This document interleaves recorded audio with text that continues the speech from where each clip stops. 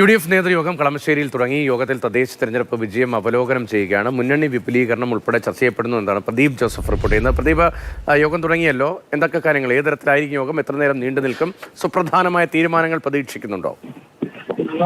UDF നേതൃയോഗം കളമശ്ശേരിയിൽ തുടങ്ങിയിട്ടുണ്ട്. പ്രധാനമായി തദ്ദേശ തെരഞ്ഞെടുപ്പിലെ വിജയം അവലോകനം ചെയ്യുക എന്നുള്ളതാണ് ഉദ്ദേശിക്കുന്നത്. കൂടാതെ UDF മുന്നണിയുടെ വിപുലീകരണം ഉൾപ്പെടെയുള്ള കാര്യങ്ങൾ ചർച്ചയാകും. പ്രത്യേകിച്ച് PV അൻവറുമായും CK ജാനുവുമായും സഹകരിക്കുന്ന കാര്യങ്ങൾ ചർച്ചയാകുന്നുണ്ട്. അതേസമയം യോഗത്തിന് ശേഷം ഇത്തരം കാര്യങ്ങളെക്കുറിച്ച് പറയാം എന്നാണ് UDF നേതാക്കൾ അറിയിച്ചിരിക്കുന്നത്. കൂടാതെ നിയമസഭാ തെരഞ്ഞെടുപ്പിന്റെ മുന്നൊരുക്ക ഈ UDF യോഗത്തോടുകൂടി ഇന്ന് തുടക്കം കുറിക്കുകയാണ്. നിയമസഭാ തെരഞ്ഞെടുപ്പിൽ സ്ഥാനാർത്ഥി നിർണയം ഉൾപ്പെടെയുള്ള കാര്യങ്ങളിൽ ഏത് തരത്തിൽ മുന്നോട്ട് പോകണം, എന്തൊക്കെ വിഷയങ്ങൾക്കാണ് പ്രചാരണ വിഷയങ്ങളായി പ്രധാനമായി പരിഗണിക്കേണ്ടത്, അത്തരം കാര്യങ്ങൾ ഉൾപ്പെടെ ചർച്ച ചെയ്യും. കൂടാതെ സമകാലിക വിഷയങ്ങൾ ഉൾപ്പെടെ ചർച്ച ചെയ്യും.